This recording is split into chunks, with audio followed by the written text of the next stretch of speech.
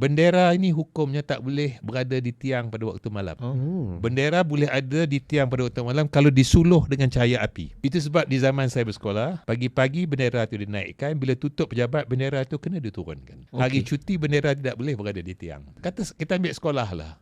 Dia gantung bendera pada tiang sampai bendera terreput jadi kain buruk baru dia turun. Macam mana kita kata sistem pendidikan kita sekarang ni lebih baik daripada dulu?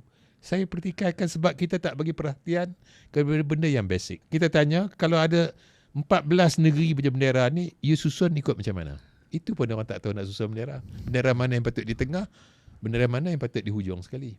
Protokolnya tu. Protokol susunan bendera pun mereka tak tahu. Ada kata ikut abjad, tak betul. Bendera mengikut kekananan negeri.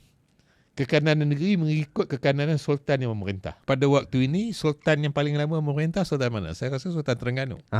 Di kalangan 9 sultan yang ada. Jadi sebelah kanan bendera kebangsaan tu kena bendera Terengganu dulu. Kita susun itu ikut tarikh sultan itu diisytiharkan sebagai sultan. Kepetabalan kena 6 bulan kemudian. Kekananan menteri besar nak susun tempat duduk pun diikut kekananan sultan dia. Maknanya sultan yang paling junior adalah Sultan Pahang lah. Negeri Pahang kena paling hujung. Baru diikuti dengan bendera TYT. TYT pula ikut tarikh TYT yang mana. Dalam part tu yang mula-mula. Seniority dia.